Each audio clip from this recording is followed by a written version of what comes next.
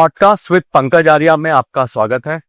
आज हमारे साथ है कांग्रेस के एक वरिष्ठ नेता सूर्यकांत धस्माना जी। आज हम जानेंगे धस्माना जी की कहानी धस्माना जी की जुबानी से। तो स्वागत है सर आपका। धन्यवाद। सर, आपका बचपन और शिक्षा दीक्षा कैसी रही? साथ में राजनीति में आने की प्रेरणा आपको कहां से मिली? देखिए, मैं मूलतः गढ़वाली पृष्ठभूमि का व्यक्ति हूँ।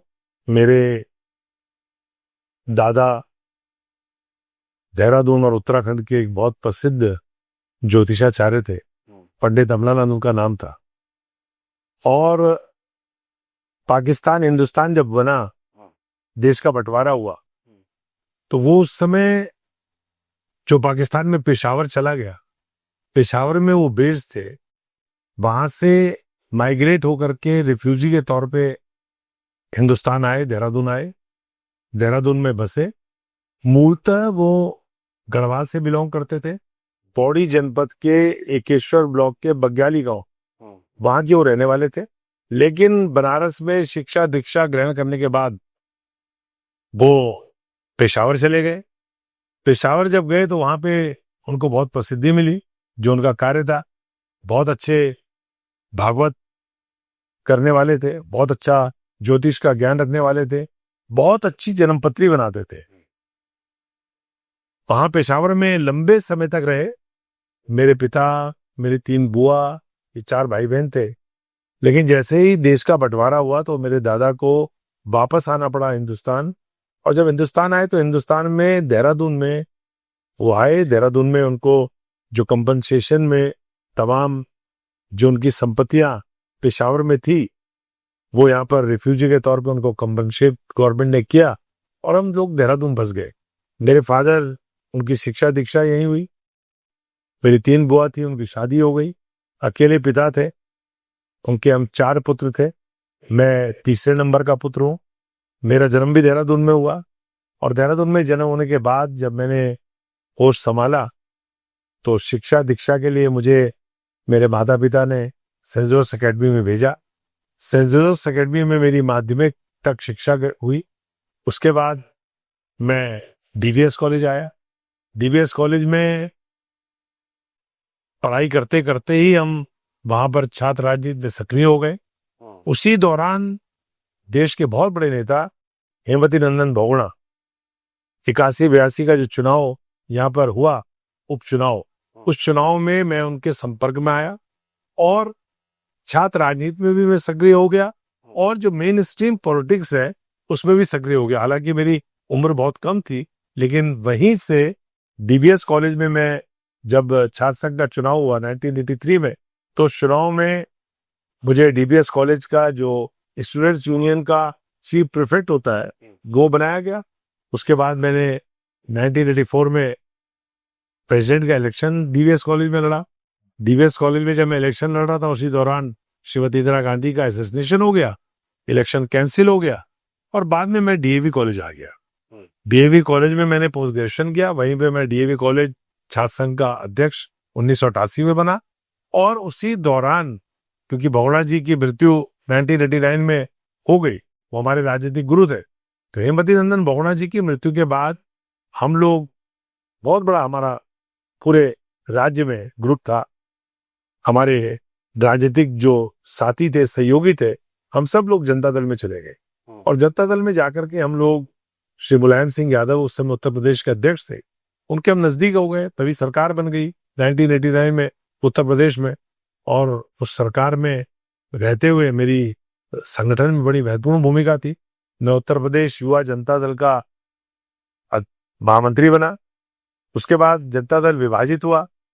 विभाजन में हम मुलायम सिंह जी के पक्ष में खड़े हुए और मुलायम सिंह जी के, चंद्रशेखर जी के साथ जब हम रहे तो समाजवादी जनता पार्टी में मैं उनके साथ, फिर मैंने उत्तर प्रदेश में संगठन में काम किया। उसके बाद समाजवादी जनता पार्टी भी विभाजित हुई और नई पार्टी बनी समाजवादी पार्टी। उसके हम फाउंडर मेंबर थे और मैं पहला जनरल सेक्रेटरी था यूथ विंग का समाजवादी पार्टी का।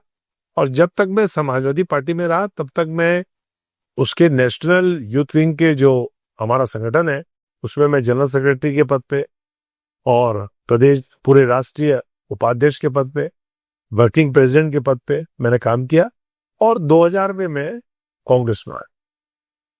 सर, जब आप स्कूल में थे आपने सोचा था कि आपको राजनीति करनी है? नहीं, कभी जीवन में सोचा ही नहीं था। राजनीति में मैं अपने परिवार में पहला व्यक्ति हूँ और मैं शायद समझता हूँ कि आखिरी व्यक्ति भी हूँ। मेरे पूरे परिवार में 7 पुश्तों में किसी ने राजनीति में कभी पार्टिसिपेट नहीं किया।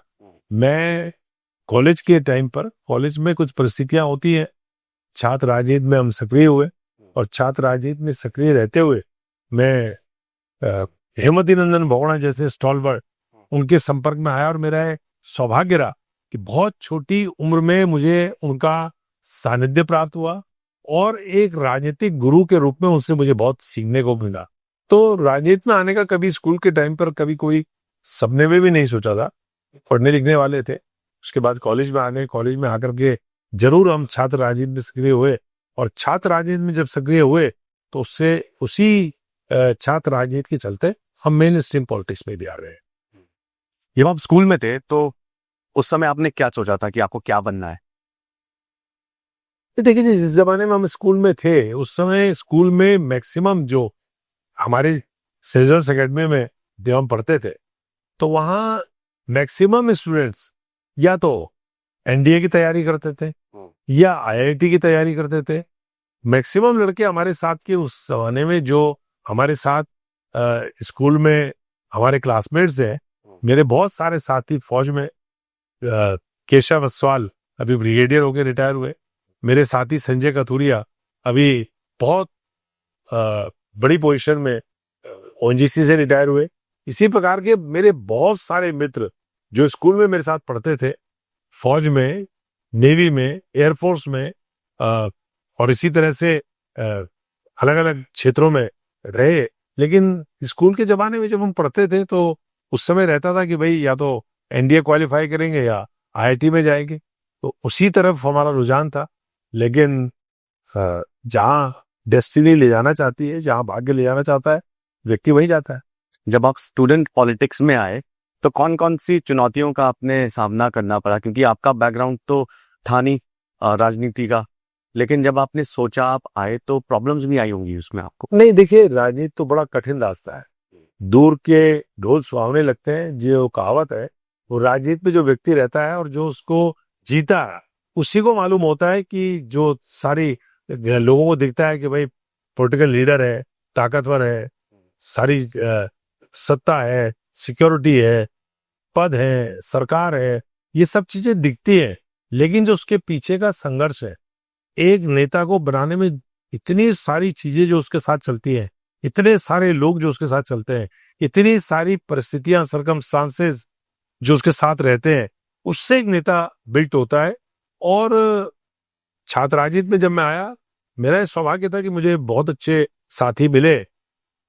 स्टूडेंट पॉलिटिक्स में जब मैं आया तो उस समय मेरा एक प्लस पॉइंट ये था कि मैं अच्छा डिबेटर था। स्कूल में भी मैं डिबेट करता था और स्कूल के बाद जब मैं कॉलेज में आया तो उसका मुझे लाभ हुआ।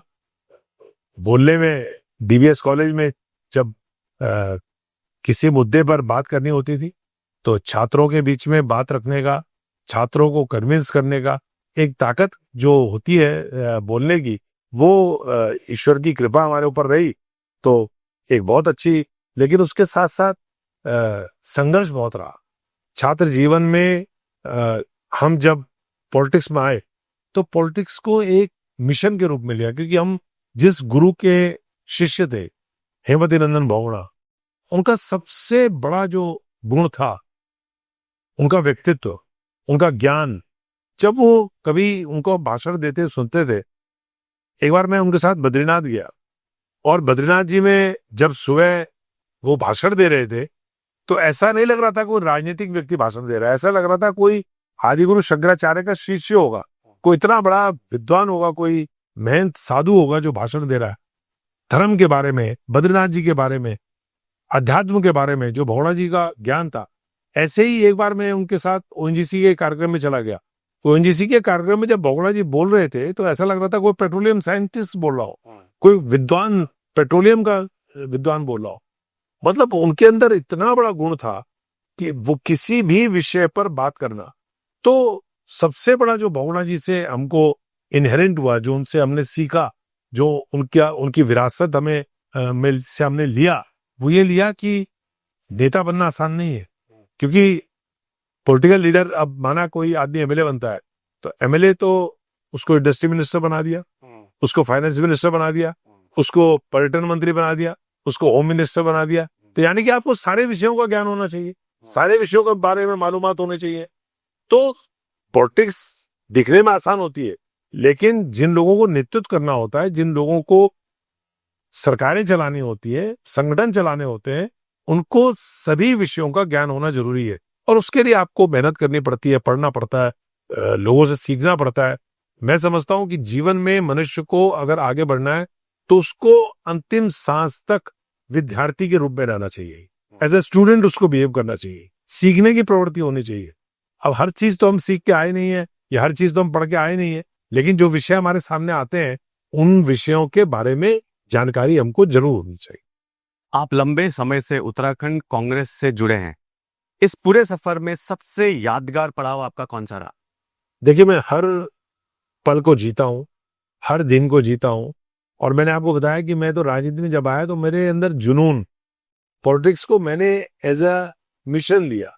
और ये केवल पावर के लिए नहीं, ये केवल सत्ता में आने के लिए नहीं, पॉलिटिक्स को सेवा का माध्यम बनाने के लिए मैंने जीवन में अपनी जितनी राजनीति 35 से 38 सालों के बीच की करी है, ये हर दिन मेरी ये कोशिश रहती है कि हमने समाज के लिए क्या किया, हमारा योगदान क्या है, हम किसकी मदद कर रहे हैं, हम किस लिए पॉलिटिक्स कर रहे हैं। ये जब आपके अंदर रहेगा तो आप हर पल को जिएंगे। आपको यादगार पल, मैं जीवन में इतनी घटनाएं हैं कि मैं उनके ऊपर ग्रंथ लिख सकता हूं। मैं जीवन में पॉलिटिकल पार्टी में रहते हुए मेरा जो सबसे ज्यादा इंटरेस्ट है वो सामाजिक कार्यों में है। मैंने पहाड़ में जाकर पूरे राज्य में, उत्तराखंड के दूर दराज के इलाकों में जाकर के मेडिकल कैंप्स किए। आपको आश्चर्य होगा, और ये बात आपके पॉडकास्ट के माध्यम से मैं आपके दर्शकों तक पहुंचाना भी चाहता हूं, कि पूरे हिंदुस्तान में कोरोना काल में अगर कोई व्यक्ति क्वारंटीन सरकार ने किया, तो I was the first person who was been quarantine by the district administration and state government. और मेरा कसूर क्या था? जब 2020 में मार्च 15 तारीख को यहां पर उत्तराखंड में पहला केस रिपोर्ट हुआ कोरोना का, तो अखबार में खबर छपी 16 तारीख को। खबर ये छपी कि आईएफएस आए हैं कुछ लोग, और एफआरआई में वो उनको पॉजिटिव पाए गए कोरोना के, उनको अस्पताल में भर्ती कराया गया। जैसे ही वो खबर छपी, क्योंकि उस समय कोरोना की खबर बहुत पूरे राष्ट्रीय मीडिया में सुर्खियां बटोर रहा था, उत्तराखंड में देहरादून में, राजधानी में पहला केस आने पे, पूरे स्टेट में पहला केस था वो। मैंने जिलाधिकारी को फोन किया देहरादून के, और मैंने कहा कि कोरोना यहाँ पर आ गया है, आपकी तैयारी क्या है कोरोना से लड़ने की? मगर साहब पूरी तैयारी है, आपको मैं सीएमओ से बात करवाता हूँ। मैंने सीएमओ से बात करी, सीएमओ ने कहा सर हमने आइसोलेशन वार्ड बना दिया है, हमने वहां पर जो मरीज आए हैं उनको आइसोलेशन में रखा है, हमने कुछ वार्ड्स जो हैं उनको, जो संदिग्ध मरीज आ रहे हैं उनके लिए बनाए हैं। मैं कहा मैं आना चाहता हूँ, और मैं उनको टाइम लेकर के दूर अस्पताल पहुंच गया। दूर अस्पताल जब मैं पहुंचा, मेरे पहुंचने की सूचना सारी मीडिया को भी पहुंच गई, मेरे साथ मीडिया भी पहुंच गया। वहां जाकर के जो मैंने नजारा देखा, उसको कई चैनल्स ने लाइव कवर किया और ये बताया कि भाई यहाँ तैयारी क्या है। जो आइसोलेशन वार्ड था, जहां जो इन्फेक्टेड आईएफएस भर्ती था, उस आइसोलेशन वार्ड में जब मैं उसके नजदीक गया तो मैंने पाया कि वहां पे जो नर्सिंग स्टाफ था उसको मालूम ही नहीं है कि प्रोटोकॉल क्या है। वो मुझे मिलवाने ले जा रहे थे कोरोना के पेशेंट से। मैंने पूछा कि नोडल अधिकारी कहाँ है, तो उनका कोई नोडल अधिकारी नहीं है। मैंने कहा डॉक्टर कहाँ है, कहने लगे साहब डॉक्टर तो सुबह राउंड लेकर के चले गए। वहां पर कोई रोकने की व्यवस्था नहीं थी। तो ये सारी बातें जब चैनल में चल रही थी तो सरकार घबराई, एडमिनिस्ट्रेशन भी घबराया कि हमारी तो पोल खुल रही है, और उन्होंने अनाउंस कर दिया कि हमने सूर्यकांत धस्माना को, क्योंकि वो आइसोलेशन वार्ड में चले गए, हम उनको क्वारंटीन कर रहे हैं। The message was delivered to me by the district administration. और जब उन्होंने मुझे ये मैसेज दिया तो मैं कहा अच्छी बात है, पब्लिक हेल्थ के लिए अगर आप मुझे क्वारंटीन कर रहे हैं, मैं इन्फेक्टेड तो नहीं हूं, लेकिन आप उसके बाद भी मुझे क्वारंटीन कर रहे हैं, तो मुझे 14 दिन के लिए क्वारंटीन कर दिया गया। और मैं जब क्वारंटीन हुआ तो मैंने अगले दिन ऑनलाइन, उस समय ऑनलाइन प्रेस कॉन्फ्रेंस का कोई फैशन भी नहीं था, मैंने मोबाइल से अपने ऑनलाइन प्रेस कॉन्फ्रेंस करी और सरकार से और एडमिनिस्ट्रेशन से सवाल किए कि आपने मुझे तो क्वारंटीन कर दिया, लेकिन आप ये बताइए कि देहरादून में दून अस्पताल में मैं चला गया, मुझे रोकने वाला कोई था ही नहीं वहां पर कोई नोडल अधिकारी नहीं था, वहां पर कोई पीपी किट नहीं थे, वहां पर कोई किसी प्रकार की व्यवस्था नहीं थी। तो मेरा जो इंटरेस्ट, मैं वहां पहुंचा इसलिए कि पूरे राज्य में इसके बाद जागरूकता हुई, सारे राज्य में हल्ला हो गया, पूरे देश में हल्ला हो गया कि साहब वहां कोई तैयारी नहीं है, तो सरकार को तैयारी करनी पड़ी। उसके बाद ऐसे ही जब सेकंड वेव आई तो सेकंड वेव में ऑक्सीजन की कमी हो गई, लोग ऑक्सीजन के लिए परेशान होने लगे, तड़पने लगे। मैंने ऑक्सीजन बैंक खोला पूरे नॉर्दर्न इंडिया में। I was the first person जिसने फ्री ऑक्सीजन का बैंक खोला।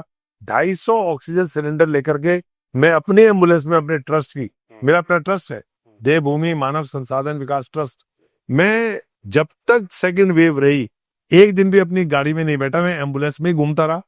राशन किट बांटना हो, पीपीपी किट बांटना हो, ऑक्सीजन सिलेंडर किसी को देना हो, मरीजों को अस्पताल पहुंचाना हो, ये काम मैंने किया। तो मेरा इंटरेस्ट केवल ये नहीं है कि मुझे इलेक्शन लड़ना है, एमएलए बनना है, एमपी बनना है, मिनिस्टर बनना है। हमारा इंटरेस्ट ये है कि सेवा, राजनीति के माध्यम से जो हमें ताकत मिली है राजनीति की, जो हमारे पास संगठन की ताकत है, जो हमारे पास अपने पद की पावर है, उसका इस्तेमाल जनता के हित में कैसा हो, ये मेरा पहला इंटरेस्ट रहता है। तो मैं तो हर दिन एंजॉय करता हूँ। आपने कहा कोई मेमोरेबल मोमेंट, इतने सारे मोमेंट्स हैं, इतने सारे वाकया हैं, इतने सारी घटनाएं हैं कि अगर मैं उनको गिनाने लगूंगा तो आपको तो पॉडकास्ट के बहुत सारे एपिसोड करने पड़े। अच्छा, आपको कई बार जनता के साथ डायरेक्ट जुड़कर काम करते हुए भी देखा गया है और आप काफी प्रोटेस्ट में भी रहे हैं जनता के साथ। आपकी कुछ तस्वीरें भी वायरल हुई थी जहां पर पुलिस वाले आपको पकड़ रहे हैं, रोक रहे हैं, वो आपको रोक क्यों नहीं पाते?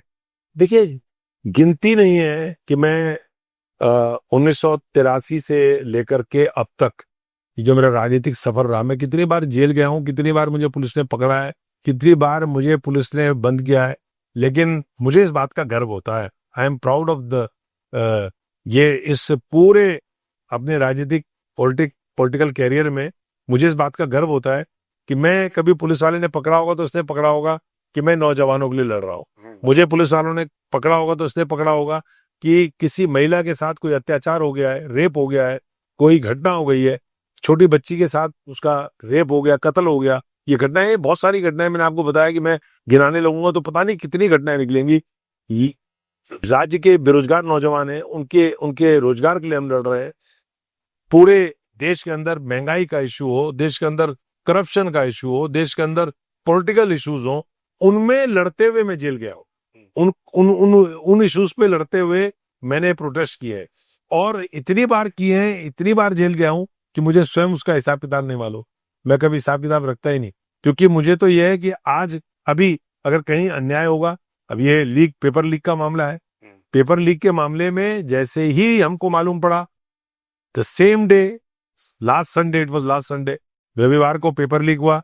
ये करीब मेरे ख्याल से 11:30 बजे लीक हुआ और उसके बाद 1 बजे ये ऑन एयर हो गया कि पेपर लीक हो गया।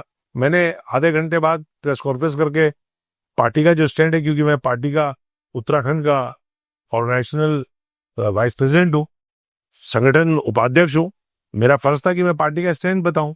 हमने पार्टी की तरफ से अध्यक्ष जी से बात करके, करण महाराज जी से, अपने नेता विपक्ष यशपाल आर्य जी से बात करके पार्टी का स्टैंड तय किया और हमने कहा कि इसकी सीबीआई जांच होनी चाहिए। और 1 हफ्ते से हम लड़ रहे हैं।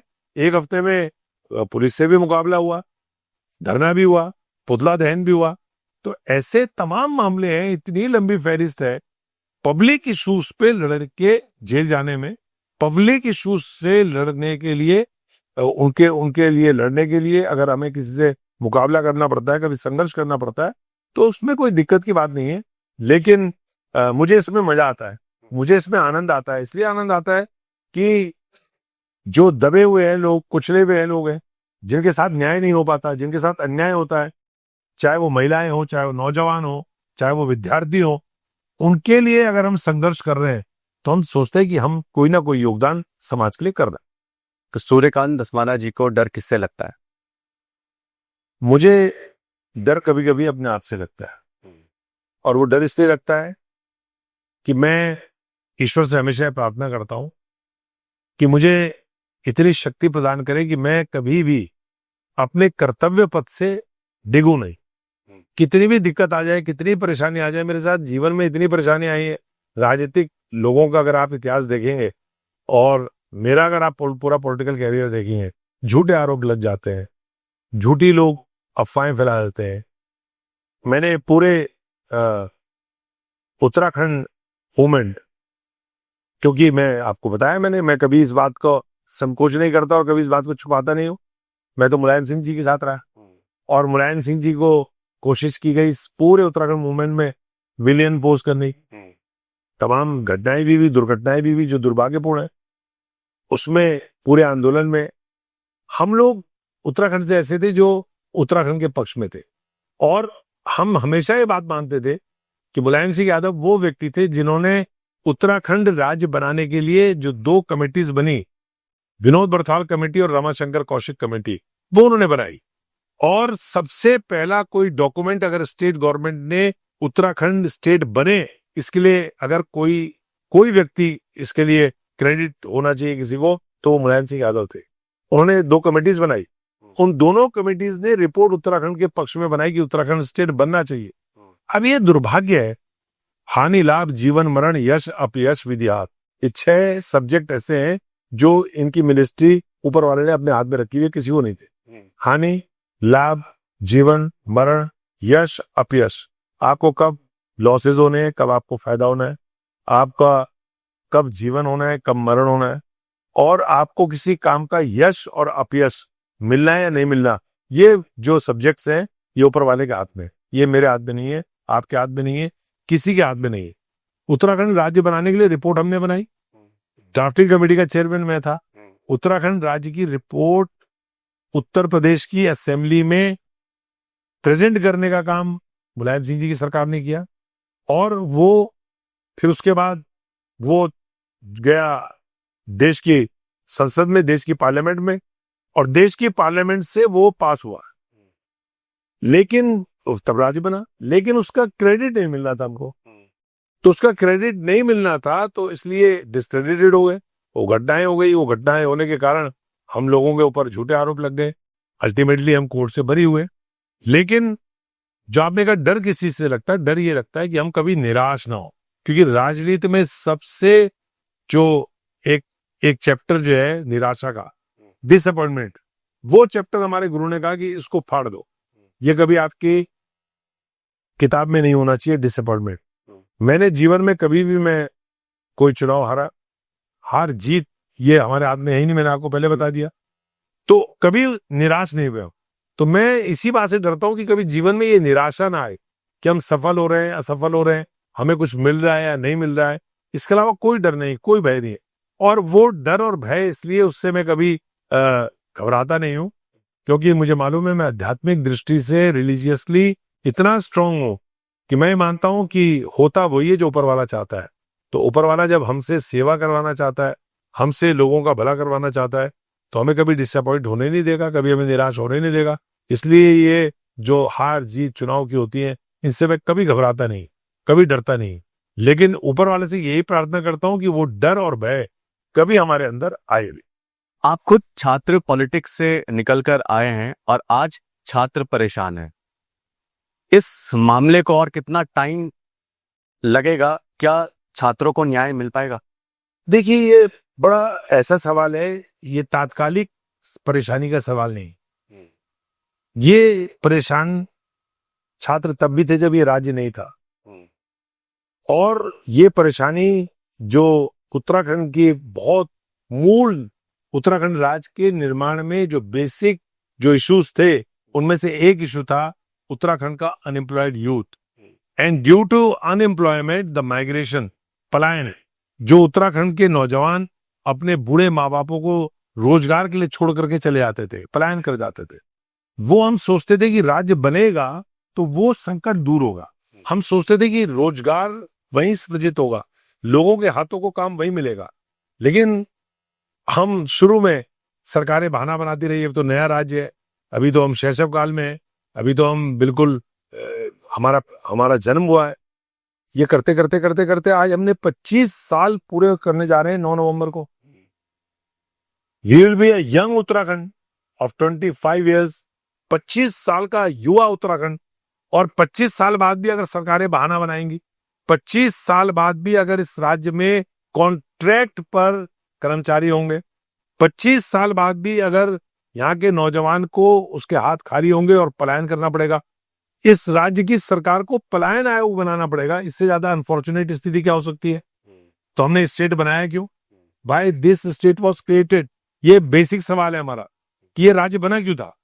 अगर इस राज्य में आज भी 25 वर्ष बाद किसी चीफ मिनिस्टर को ये नहीं मालूम कि माइग्रेशन क्यों हो रहा है, पलायन क्यों हो रहा है, और उसको ये रॉकेट साइंस तो है नहीं भाई, पलायन इसलिए हो रहा है कि आपके पास स्वास्थ्य नहीं है। आज भी हमारी बहन और माता जो प्रसव पीड़ा से पीड़ित है, वो डिलीवरी के लिए हायर सेंटर आने के लिए उसको गाड़ी नहीं मिलती और मर जाती है, अस्पताल पहुंच भी नहीं पाती। अगर 25 साल बाद गाड़ी एक्सीडेंट होती है पौड़ी में, और जो चोटिल लोग हैं, जो मरीज है, वो डिस्ट्रिक्ट हॉस्पिटल में, जिस डिस्ट्रिक्ट में वहां का हेल्थ मिनिस्टर है धन सिंह रावत, और पौड़ी के डिस्ट्रिक्ट हॉस्पिटल में अगर टॉर्च से इलाज हो रहा है, अगर लाइट नहीं है डिस्ट्रिक्ट हॉस्पिटल में, इससे ज्यादा दुर्भाग्यपूर्ण क्या हो सकता है? अगर पहला स्टेट उत्तराखंड है पूरे देश के अंदर जिसमें आपदा प्रबंधन मंत्रालय है, disaster management ministry, Uttarakhand is the first state जिसमें पूरे देश के अंदर डिजास्टर मैनेजमेंट की अलग से मिनिस्ट्री बनी, और उसमें डिजास्टर होता है। धराली में आज तक नहीं पता हमको कितने लोग मरे, हरसिल में आज तक नहीं पता कितने लोग मरे, थराली में आज तक नहीं पता कि कितना नुकसान हुआ, कितना नुकसान देवाल में हुआ, कितना नुकसान पौड़ी के सहजी में हुआ, कितना नुकसान धारचूला में हुआ। इतनी आपदाएं आ रही हैं, उन आपदाओं को प्राकृतिक आपदा हम बोल रहे हैं। भाई प्राकृतिक आपदा है, आपने इस मिड हिमालय को जिस प्रकार से छेड़ा है, जिस प्रकार से आपने भारी मशीनें चला करके ऑल वेदर रोड के नाम पर, किस लिए बन रही है ऑल वेदर रोड? आप देश के पूरे तीर्थ यात्रियों को चार धाम की यात्रा कराने के लिए, पूरे देश के सैलानियों को टूरिज्म के लिए उत्तराखंड लाना चाहते हैं। उसके लिए आप ऋषिकेश से लेकर कर्णप्रयाग तक सुरंगों पे सुरंगें खोद रहे हैं। आपने कभी यहाँ की जियोलॉजी, यहाँ का जो भूगर्भ है, यहाँ की जो संरचना है, कितने पुराने पहाड़ है, कैसी इसकी बनावट है, ये सबसे शैशव काल का पहाड़ है, ये बच्चा पहाड़ है। दिस मिड हिमालय, ये तो अभी मेकिंग प्रोसेस है, and it will take thousands and thousands and thousands of years इसका पूरा बनने का। उससे आप उस बच्चे पहाड़ को आपने इतनी भारी भारी मशीनों से छेद दिया है, उसको आपने रौंद दिया है, उसके बाद आप ऑल वेदर रोड बोल रहे हो। मतलब कितनी बड़ी आप मिसलीडिंग वोकेबुलरी इस्तेमाल कर रहे हो। All weather means in all weathers, हर मौसम में। तो हर मौसम में तो बरसात भी आती है। पिछले 5 महीनों से उत्तराखंड के 4 धाम की यात्रा के सारे रूट ध्वस्त पड़े हुए हैं। बद्रीनाथ में वॉश आउट है कई जगह, केदारनाथ जी में वॉश आउट है कई जगह, यमुनोत्री में, गंगोत्री में वॉश आउट है कई जगह। इसके अलावा मैं तमाम पूरे पहाड़ की सड़कों का नाम लूंगा तो मैं भी चीफ मिनिस्टर के पास गया था, मैंने उनसे पूछा था, मैंने कहा भाई पूरे उत्तराखंड में 1000 से ज्यादा जो संपर्क मार्ग हैं वो टूटे हुए हैं, उनको ठीक करिए। राज्य जो स्टेट मार्ग है वो टूटे हुए हैं, चट्टाने गिर गिर के लोग मर रहे हैं। आपको पता है गाड़ियों में चट्टान गिर जा रही है, चलते हुए लोग जो बेचारे जा रहे हैं, चाह रहे हैं अपने घर जाना, चाह रहे हैं देहरादून जाना चाह रहे हैं कहीं, और अपने घर से निकलते हैं और उनके ऊपर चट्टान गिर जाती है और मर जाते हैं। एक इंसिडेंट नहीं है, dozens and dozens of incidents जिसमें चट्टान गिरने से, पत्थर गिरने से लोग मर गए। क्यों गिरी चट्टान? क्योंकि आपने पहाड़ को बेतरतीब, अनसाइंटिफिकली, अवैज्ञानिक तरीके से आपने उसको छेड़ा, आपने उसको काटा, आपने उसको छिलाया। तो इस तरह से आप पहाड़ के साथ व्यवहार कर रहे हैं। तो आप जो बात कह रहे हैं वो बात मैं बताना चाहता हूं कि राज्य जिस लिए बना था, इस राज्य को बिल्कुल, आप तो बद्रीनाथ को अहमदाबाद वाला मंदिर बनाना चाह रहे हैं। अब यहां पर अहमदाबाद नहीं बन सकता, ये गांधीनगर नहीं बन सकता। केदारनाथ केदारनाथ ही है। केदारनाथ का मतलब है, केदार का मतलब कीचड़। केदार का मतलब क्या हुआ? जब वहां पर भीम ने भैंसे के रूप में भगवान भोलेनाथ प्रकट हुए तो उसको पकड़ा, भगवान भोलेनाथ को, भैंस को पकड़ा, उसका पृष्ठ पीछे का भाग रह गया और आगे का भाग पशुपतिनाथ चला गया, और पीछे का भाग जो था वो धंस गया नीचे क्योंकि कीचड़ था वहां पे। वो अलकनंदा और सरस्वती का संगम, वहां पर उस जगह पे आपने इतना बड़ा स्ट्रक्चर खड़ा कर दिया, कैसे टिकेगा वो? जिस दिन अब आपदा आएगी अब पता भी नहीं लगेगा कहाँ गया। इसी प्रकार से बद्रीनाथ में जो ओरिजिनल स्वरूप था उसका, बद्रीनाथ जी का, आपने वो पूरा वहां पर बुलडोजर चला दिया। जो वहां पे तप्त कुंड थे, जो वहां पे ओरिजिनल जो वहां पे चीजें थी, उनको आपने समाप्त कर दिया। ये नहीं हो सकता। उत्तराखंड की जो ओरिजिनलिटी है, जो वहां के पहाड़ों की, वहां की बनावट, वहां का सौंदर्य, वहां की नैसर्गिक सुंदरता, वहां के जल स्रोत, आप उनको छेड़छाड़ करोगे और आप सोचोगे कि हम जैसा दिल्ली में है, मुंबई में है, अहमदाबाद में है, वैसा उत्तराखंड में बना देंगे, वो संभव नहीं है। तो आप उससे छेड़छाड़ कर रहे हैं अवैज्ञानिक तरीके से, कॉमर्शियलाइज कर रहे हैं उसको, इसलिए ये सारी चीजें हो रही है। और उत्तराखंड में जो बेरोजगार नौजवान है, उसके हाथों को काम देने के लिए आपके पास कोई योजना ही नहीं है।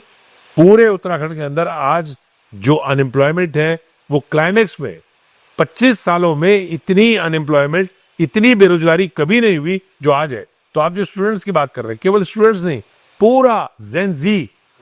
अब जेन जी हम बोलेंगे तो ये आपत्ति हो जाएगी कि जेन जी क्यों बोल दिया। भाई right from 13 years to 35 years, जो ये इस बीच का जो नौजवान है, युवा पीढ़ी है, क्योंकि वही सबसे ज्यादा है, उसके बारे में कोई आपके पास योजना ही नहीं है, उसके बारे में आपके पास कोई ब्लूप्रिंट ही नहीं है।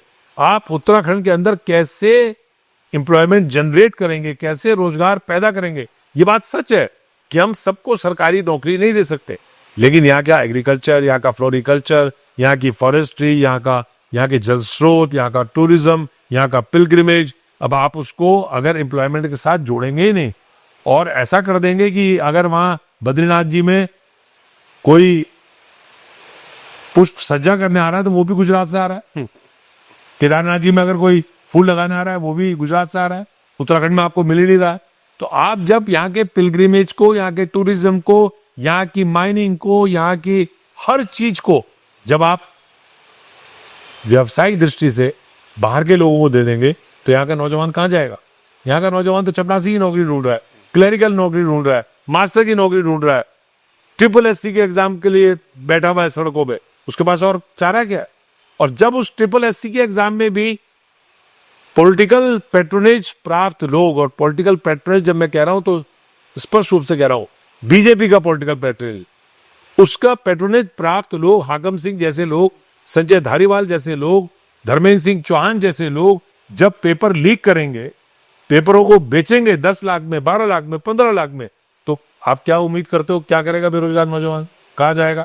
तो उसकी आवाज हम उठाएंगे तो लोग कहेंगे कि साहब ये पॉलिटिसाइज कर रहे हैं।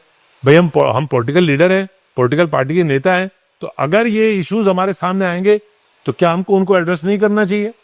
क्या हमको उनके लिए सड़कों पे नहीं उतरना चाहिए? अगर ये बेरोजगार नौजवान बैठ रहे हैं, वहां मैं कांग्रेस का झंडा लेके नहीं गया, वहां मैं Suryakant Dhasmana, vice president of the Congress, we went there to give support to them, लेकिन हमने कांग्रेस के झंडे के नीचे अलग से अपना प्रोग्राम चलाया। 3 तारीख को हम मुख्यमंत्री आवास घेराव भी कर रहे हैं, 3 अक्टूबर को। तो हमारे पास नौजवानों के लिए, यूथ के लिए, अब आप कहेंगे साहब आपने इतनी बात कह दी, 25 साल में तो आप भी सरकार में रहे। बेशक हम 2 बार सरकार में रहे, तो मैं उसका हिसाब किताब दे सकता हूं। एनडी तिवारी चीफ मिनिस्टर थे। एनडी तिवारी जी ने कितनी दूरदृष्टि थी, सेलाकुई से लेकर के और हरिद्वार होते हुए और रुद्रपुर तक पूरा इंडस्ट्रियल बेल्ट बनाया, जिसको सिडकुल आप कहते हैं। और सिडकुल में जितना एम्प्लॉयमेंट जनरेट तिवारी जी के जमाने में हुआ वो 25 सालों में भी नहीं हुआ। तिवारी जी के जमाने में शिक्षा विभाग में जितनी भर्तियां प्राइमरी से लेकर के, सेकेंडरी से लेकर के हायर एजुकेशन तक, ये पेट्रोलियम यूनिवर्सिटी कब आई? ये एफकाई कब आई? ये दो यूनिवर्सिटी किसने बनाई? ये सारे मेडिकल कॉलेजेस किसने बनाए? All the medical colleges, universities, private universities, ये सब तिवारी जी का ब्रेन चाइल्ड था, उन्होंने बनाया। उनका ड्रीम प्रोजेक्ट था दून यूनिवर्सिटी। आज कितने बच्चे पढ़ रहे हैं वहां पे, नाम है दून यूनिवर्सिटी का। अपने लैंग्वेजेस में आप चले जाइए, फॉरेन लैंग्वेजेस में, आज यूनिवर्सिटी का अपना पूरे देश के अंदर नाम हो रहा। तो सोच थी उनकी, और एम्प्लॉयमेंट जनरेशन का भी उनका एक प्रोग्राम था। उन्होंने क्या, उनको टाइम बहुत कम मिला, 5 साल ही मिले, लेकिन उन 5 सालों में जो नरेंद्र तिवारी जी ने काम किया, अगर आप पूरा पोस्टमार्टम करेंगे 25 साल का, एनालिसिस करेंगे 25 साल का, तो जो एम्प्लॉयमेंट जनरेशन 2002 से 2007 तक हुआ, पूरे 25 सालों में वो नहीं हुआ। सोच थी राज्य के बारे में। अब यहां तो सरकार की क्या सोच है, खनन गुजरात का आदमी करेगा, आबकारी बिजनौर का आया हुआ एक आदमी चलाएगा। एक आदमी जिसका सरकार में कोई रोल नहीं है, जिसका एडमिनिस्ट्रेशन में कोई रोल नहीं है, he is a liquor trader, और वो आदमी तय कर रहा है कि कौन आबकारी का सचिव होगा, कौन आबकारी के अधिकारी होंगे, कौन कितने में शराब बिकेगी, कितने में नीलाम होगी, रिन्यूअल पॉलिसी क्या होगी, एक्साइज की पॉलिसी क्या होगी। एक आदमी जिसका कोई मतलब सरकार से नहीं है, जिसका कोई मतलब एडमिनिस्ट्रेशन से नहीं है, he is not the minister, he is not IAS, कोई मतलब नहीं है, लेकिन वो पैसे वाला है, शराब माफिया है, तो उसके कहने पे पूरी शराब चल रही है पूरे उत्तर। तो ये हमारे सरकारों की सोच है। सरकार की सोच एम्प्लॉयमेंट के बारे में तो है ही नहीं, एजुकेशन के बारे में तो है ही नहीं, हायर एजुकेशन के बारे में तो है ही नहीं। क्या है हायर एजुकेशन में, क्या स्थिति हो गई आपको मालूम है? DAV कॉलेज इज द मैं DAV कॉलेज का प्रेसिडेंट रहा हूँ 1988 में, और मुझे कष्ट होता है, दुख होता है, और इस पर मैं आंदोलन शुरू भी करने वाला हूँ। आपको मालूम है 2019 से ये 2025 हो गए, 19 से 25 अब तक पिछले 6 वर्षों में DAV कॉलेज में, DBS कॉलेज में, MKB कॉलेज में, MPG कॉलेज मसूरी में, और ऐसे ही तमाम जो गवर्नमेंट एडेड प्राइवेट कॉलेजेस हैं उनमें नियुक्तियां बंद हैं। MKB college, it is the only women college जो पूरे हमारे स्टेट में एकमात्र महिला महाविद्यालय है, उसमें 2019 से नियुक्ति ना होने की वजह से कॉलेज बंद होने की कगार पे। ये आपकी पॉलिसीज है। तो अगर मैं इंडिविजुअली आपकी बात करूं, सूर्यकांत धस्माना जी को जिनका योगदान रहा उत्तराखंड बनने में, तो आज इंडिविजुअल लेवल पे आपको कैसा लगता है? मैं असहाय महसूस करता हूँ। असहाय इसलिए महसूस करता हूँ कि कलम की ताकत जब तक नहीं होगी, मैं किसी भी मंच पे इस राज्य के किसी भी राजनेता से बहस करने को तैयार हूं। जो ताकत में रहा हो, जो ताकत में हो, वो मेरी पार्टी का भी हो सकता है, वो दूसरी पार्टी का भी हो सकता है। इस राज्य के हित में क्या क्या 25 सालों में हुआ, मैं संतुष्ट नहीं। बिट्रे किया है पॉलिटिकल लीडरशिप ने स्टेट के नौजवानों को, बिट्रे किया है। मैं बिट्रे शब्द इस्तेमाल कर रहा, it is a bitter word, but I am using that word. They betrayed the youth of the state. क्या सपने थे, किस लिए कुर्बानियां हुई थी, किस लिए राज्य बना था? एक गवर्नर होगा, एक चीफ मिनिस्टर होगा, 1 दर्जन मंत्री होंगे, 70 MLA होंगे, IAS होंगे, चीफ सेक्रेटरी होगा, हूटर बजाती हुई गाड़ियां होंगी, आलीशान बिल्डिंगें होंगी, उसके बाद फिर स्कैम्स होंगे, उसके बाद पेपर लीक होंगे, there will be no employment, there will be migration. इसलिए राज्य बना था। पहाड़ की माता बहन के सर से हम घास का, लकड़ी का, पानी का बोझ कम नहीं कर पाए इन 25 सालों में, और उसके बाद हम कुर्ता पजामा पहन करके बेशर्मी से वोट मांगने जाए। ये कष्ट है मेरा, ये दुख है, ये तकलीफ है, और इसके लिए मैं पूरे पॉलिटिकल सिस्टम को दोषी मान रहा हूं। मैं केवल एक पार्टी की सरकार को नहीं, ज्यादा और कम हो सकता है, ज्यादा और कम हो सकता है, लेकिन निश्चित तौर पे इस राज्य की पॉलिटिकल लीडरशिप फेल हुई है। और वर्तमान में उत्तराखंड की राजनीति को आप कैसे देखते हैं? मैं निराशावादी व्यक्ति तो नहीं हूं, क्योंकि मैं राजनीति में खुद सक्रिय हूं, और मुझे उम्मीद है, इस उम्मीद के साथ ही हूं मैं, कि राजनीति में यहाँ का नौजवान बदलाव लाएगा। यहाँ का नौजवान, यहाँ का यूथ, यहाँ का स्टूडेंट इस प्रदेश के अंदर उस लीडरशिप को खड़ा करेगा जो राज्य के कोर इश्यूज जिनको लेकर के ये राज्य बना था, उनको एड्रेस करने वाले लोगों को आगे लाएगा। अब हम क्या करेंगे जब हम चुनाव हार जाएंगे ऐसे लोगों से जो 8-8, 9-9 बार इस देहरादून में MLA रहे हो, मिनिस्टर रहे हो, इंपॉर्टेंट पोजीशंस में रहे हो, लेकिन एक अगर अचीवमेंट हम उनसे कहते कि आप बताइए देहरादून के लिए क्या है, स्टेट के लिए छोड़ दीजिए, देहरादून के लिए क्या हाल है डिस्ट्रिक्ट हॉस्पिटल का, क्या हाल है जो हमारा सरकारी मेडिकल कॉलेज जो पहले डिस्ट्रिक्ट हॉस्पिटल था अब दून मेडिकल कॉलेज हो गया, क्या हाल है उसका? कभी खबर आती है कि अल्ट्रासाउंड नहीं चल रहा है, कभी खबर आती है एमआरआई नहीं चल रहा है, कभी खबर आती है कि वहां पर प्रेग्नेंट महिला जो है उसने पॉट में जो बच्चा कर दिया, टॉयलेट के पॉट में। इस तरह की और अचीवमेंट क्या है आपका? कौन सी आपने देहरादून के अंदर यूनिवर्सिटी बनाई? कौन सी आपने देहरादून के अंदर इंडस्ट्री लाए? कौन सा आप देहरादून के अंदर अनएम्प्लॉयड यूथ के लिए आपने काम किया? आपने अपनी बहुत बड़ी यूनिवर्सिटी खड़ी कर दी। आपके परिवार ने बहुत बड़ा छात्रवृत्ति घोटाला कर दिया। उपलब्धि इसके अलावा क्या है? जब वो लोग जीत जाएंगे चुनाव हमसे, और हम लोग जो आपको बताया कि 38-40 साल से एड़ियां रगड़ रहे हैं नौजवानों के लिए।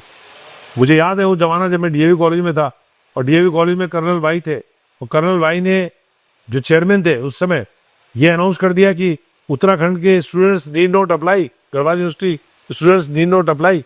हमने आंदोलन किया, घेर लिया ओएनजीसी को। हमने कहा कैसे आपने कर दिया? ये मजबूर होकर के ओएनजीसी को अपना निर्णय वापस लेना पड़ा। उत्तराखंड में, यहाँ के उस समय उत्तराखंड नहीं था, गढ़वाल यूनिवर्सिटी थी, और गढ़वाल यूनिवर्सिटी के स्टूडेंट्स को जब उन्होंने बैन किया, हमने आंदोलन चलाया। हमने यूनिवर्सिटीज के लिए, यूनिवर्सिटीज में तमाम कोर्सेज के लिए, कॉलेजेस में सुधार के लिए, हमने तमाम यहाँ के नौजवानों के लिए, यूथ के लिए, क्योंकि हम कभी पावर में रहे नहीं, हम कभी डायरेक्टली हमें जिम्मेदारी जनता ने दी नहीं, तो इसलिए मेरी जवाबदेही वैसे नहीं है। लेकिन एज अ पॉलिटिकल लीडर मैंने कभी भी अपनी जिम्मेदारी से मुंह नहीं मोड़ा, कभी भी हम पीछे नहीं हटे। देहरादून का कोई कोर इशू रहा हो, मुझे याद है घंटाघर में हमारा दफ्तर हुआ करता था, और 1986-87 की बात है, एक junior engineer Nautiyal Nehru colony में रहते थे, उनकी 8 वर्ष की बेटी को किसी ने अगवा किया, उसका रेप हो गया और उसका मर्डर हो गया।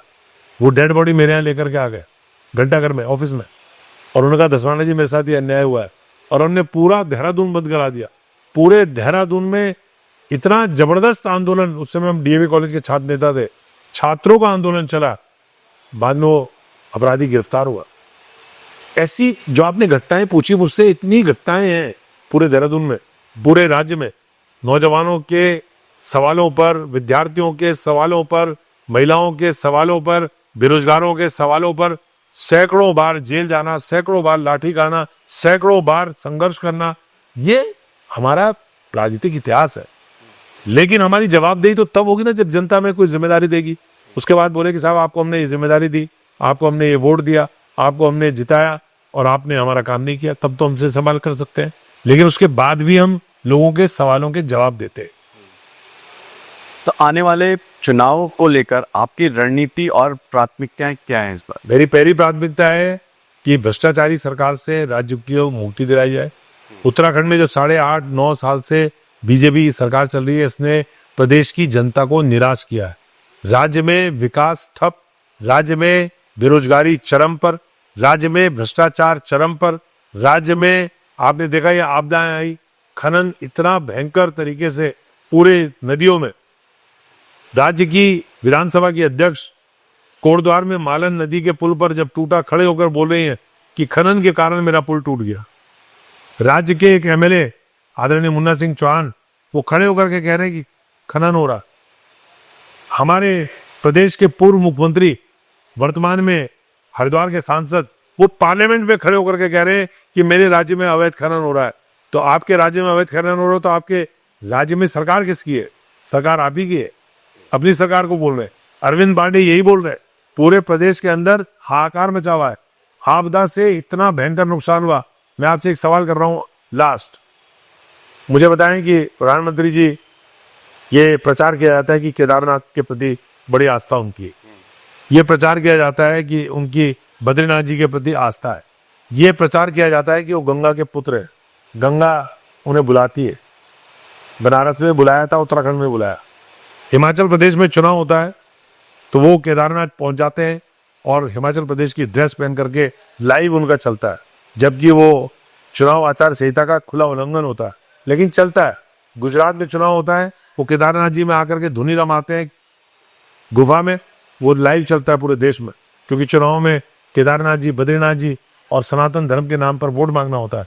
इस समय चारों धामों में सबसे प्रमुख धाम बद्रीनाथ, केदारनाथ, सबसे बड़ी आपदा आई हुई है।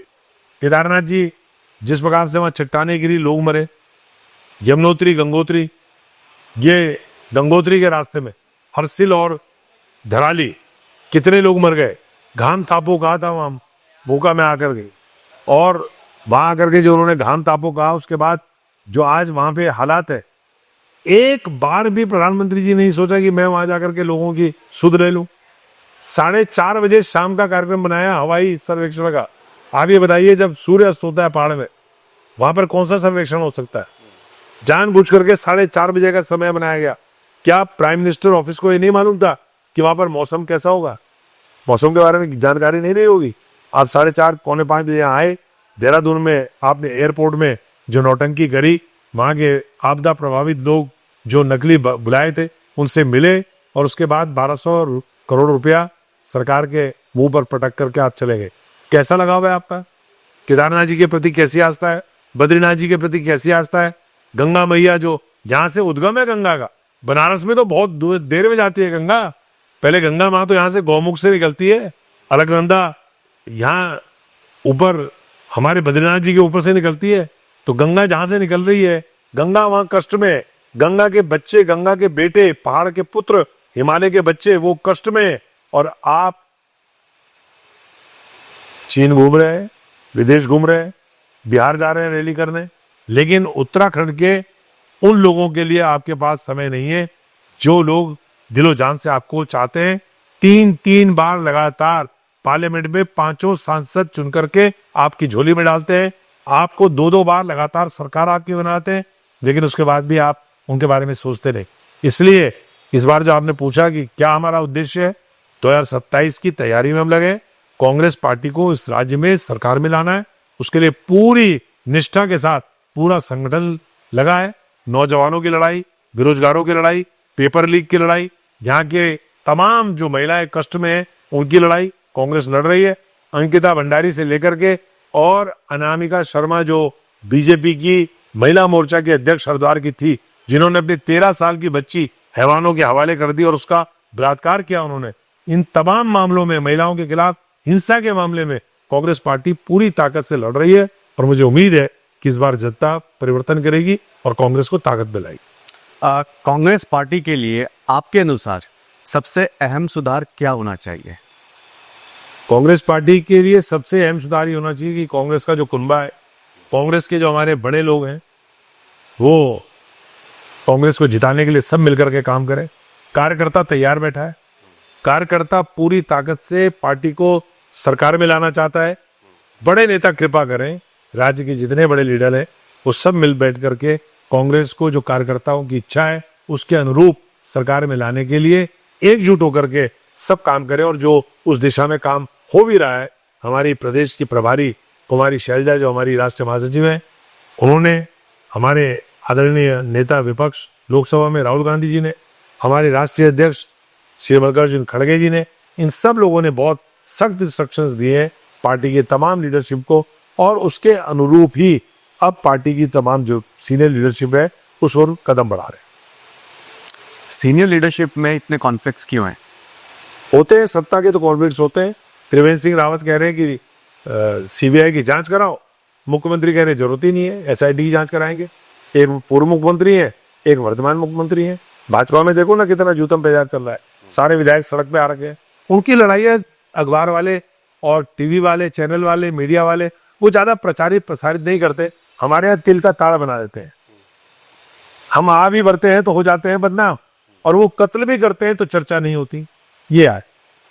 आने वाले वर्षों में आपकी व्यक्तिगत और राजनीतिक योजनाएं क्या है? मेरी व्यक्तिगत योजना वही योजना है जो कांग्रेस की योजना है। मैं कांग्रेस का एक बहुत हम्बल और बहुत कर्मठ एक सिपाही हूँ, एक छोटा कार्यकर्ता हूँ, और पार्टी मुझे जो भी दायित्व देती है, पार्टी मुझे जो भी जिम्मेदारी देती है, मैं पूरी निष्ठा से उस जिम्मेदारी को निभाने की कोशिश करता हूँ। फल देना ऊपर वाले का काम है, कर्मण्यवाधिकारस्ते मां फलेषु कदाचन है। हम तो कर्म पे विश्वास रखते हैं, इसलिए मैं समझता हूँ कि जो हमारी कोशिशें हैं, जो हमारे निष्ठा है, जो हमारा कर्म है, उसका फल निश्चित तौर पे पॉजिटिव हमको मिलेगा। और युवा पीढ़ी को आप राजनीति में क्या सीख देना चाहेंगे? युवा पीढ़ी को मैं केवल एक बात कहना चाहूँगा कि युवा जो है वो ताकत है जो जब ठान ले तो फिर उसको कोई डिगा नहीं सकता। लेकिन वो उस जल की तरह है जिसको हमेशा दिशा होनी चाहिए, जिसको हमेशा होश होना चाहिए, जिसकी हमेशा धारा निश्चित होनी चाहिए। धारा निश्चित हो, जोश में युवा हो और होश में भी हो, तो ये सारी चीजें मिलकर के एक ताकत बनती है, शक्ति बनती है, करंट बनता है। और मैं समझता हूं कि इस प्रदेश का युवा, इस प्रदेश का विद्यार्थी, नौजवान, वो इस राज्य की जो भविष्य है और अपना भविष्य है उसको उज्जवल बनाने के लिए बहुत सोच समझ के, सांप्रदायिकता से हट करके, धर्म, जाति, ये सारे जो अब आपने देखा कि पूरा पेपर लीक के मामले को किस तरह से धार्मिक रंग देने की कोशिश की गई, किस तरह से जो बच्चे कह रहे थे कि हमको आजादी चाहिए भ्रष्टाचार से, जो बच्चे कह रहे थे हमको आजादी चाहिए पेपर लीक से, जो बच्चे कह रहे थे हमको आजादी चाहिए हाकम सिंह से, जो बच्चे कह रहे थे हमको आजादी चाहिए सारे इस भ्रष्ट तंत्र से, उनको कोशिश की गई कि राष्ट्रद्रोही डिक्लेयर कर दे। तो भगवा के नाम पर, सनातन के नाम पर, अरे भैया हम तो स्वयं त्रिकाल संध्या करने वाले ब्राह्मण हैं, तो हमसे बड़ा सनातनी कौन होगा? लेकिन सनातन धर्म का मूल क्या है? सनातन धर्म का मूल है सर्वे भवन्तु सुखिनः, सर्वे सन्तु निरामया, सर्वे भद्राणि पश्यन्तु मा कश्चित् दुःखभाग्।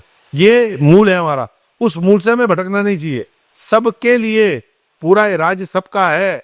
ये राज्य गढ़वाल वालों का भी है, कुमाऊं वालों का भी है, तराई वालों का भी है, हिंदू का भी है, मुसलमान का भी है, सिख का भी है, ईसाई का भी है। इस राज्य के अंदर जितने लोग रहते हैं उन सब का ये राज्य है। और हम सब मिलकर के जब भ्रष्टाचार के खिलाफ, अन्याय के खिलाफ, अत्याचार के खिलाफ, बेरोजगारी के खिलाफ इस संकल्प के साथ आगे बढ़ेंगे तो मैं समझता हूं कि कोई भी ताकत हमको डिगा नहीं सकती।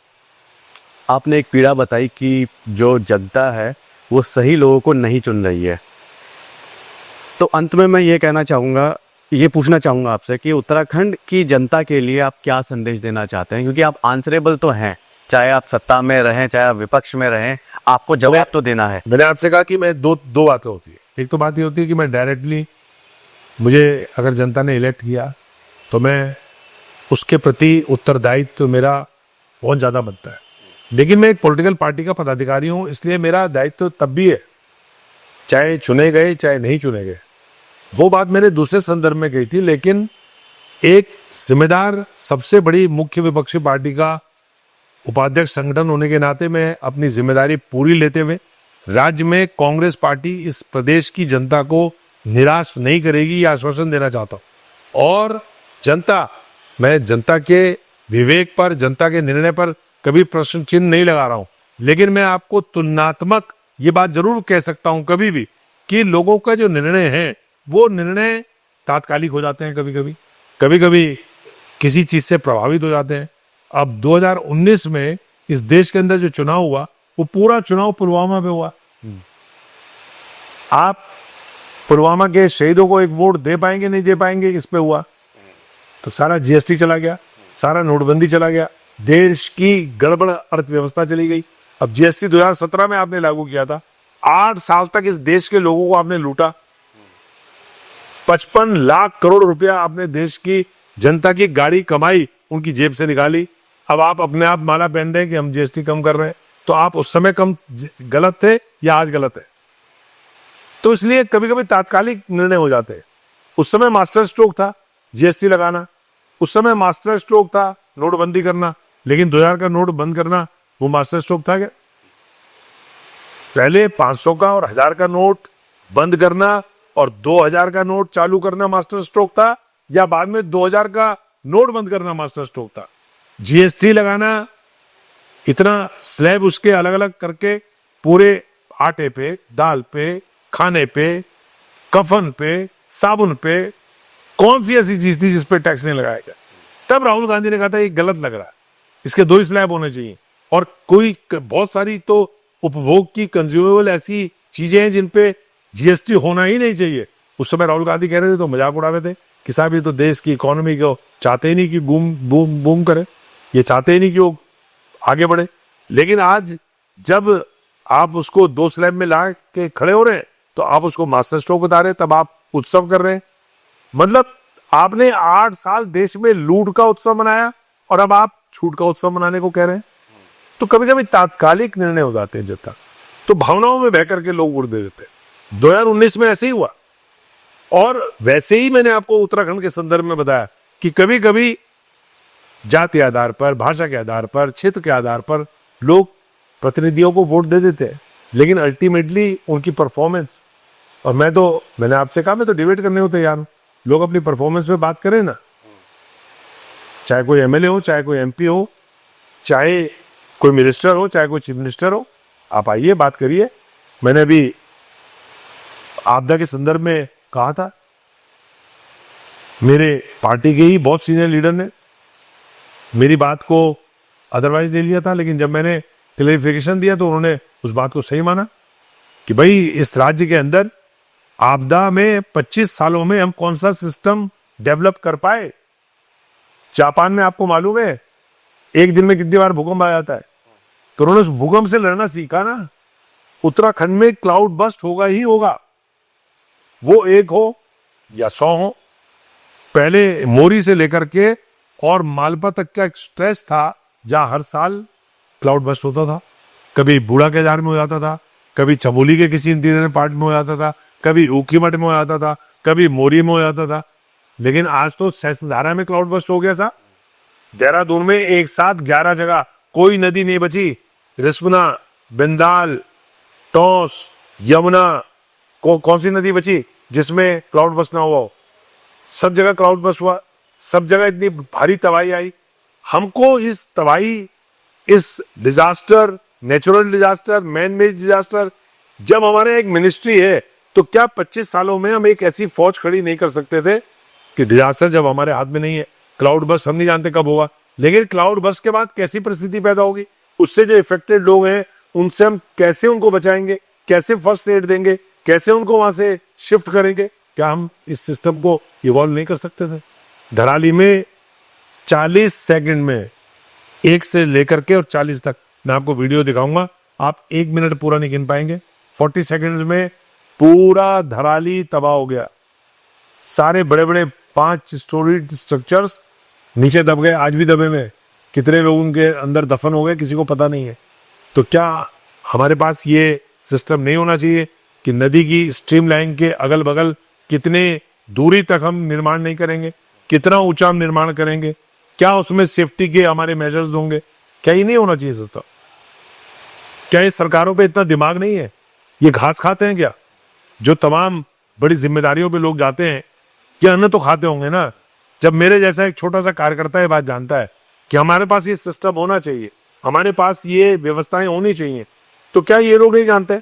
लेकिन ये लोग जब ताकत में आते हैं तो ये देखते हैं कि गंगा से, जमुना से, टोंस से, काली राव से, रिस्पना से, बिंदाल से, इन नदियों से कितना खनन होकर के कितना पैसा हो जाएगा, शराब से कितना लाभ होगा, पेपर लीक होगा तो उससे 10 लाख, 12 लाख, 15 लाख बेच करके 500-700 लड़कों को कैसे बर्बाद करेंगे? ये इनका दिमाग तो उसमें लगता है। तो इस सवाल को अगर मैं करूंगा तो किसी को बुरा भी लगेगा, और उन लोगों को बुरा लगता है जो ताकत में रहे। वो सोचते हैं, हर एक आदमी सोचता है कि हमारी तरफ उंगली कर रहा है। मैं किसी की तरफ, एक आदमी की तरफ उंगली नहीं कर रहा हूं, मैं किसी एक पार्टी की तरफ भी उंगली नहीं कर रहा हूं। मैं तो इस बात को स्वीकार कर रहा हूं कि 10 साल इस राज्य में मेरी पार्टी भी सरकार में रही, लेकिन 15 साल से बीजेपी सरकार में। तो जवाबदेही तो उनकी होगी। जो लोग ताकत में रहे हैं, they will have to answer. उनको मेरी बात अच्छी लगे या बुरी लगे, उनको जवाब तो देना पड़ेगा। और किसी को ना दे तो अपनी अंतरात्मा से ही पूछ लें कि हमने क्या इस राज्य के साथ न्याय किया है। 2027 में चुनाव है, तो क्या आपको लगता है कि अगर कांग्रेस सरकार आती है उत्तराखंड में तो अच्छे दिन आएंगे? हम ऐसा वादा नहीं करते, और अगर मगर में हम फंसते नहीं। कांग्रेस की सरकार आएगी ही आएगी। उत्तराखंड की जनता इस समय भारतीय जनता पार्टी के कुशासन से अजीज आ चुकी है, इसलिए राज्य में कोई और विकल्प नहीं है, कांग्रेस की ही सरकार आएगी। और कांग्रेस में सूर्यकांत धस्माना जैसा अगर एक कार्यकर्ता रहेगा तो मैं अपनी आवाज को तब भी नहीं रोकूंगा।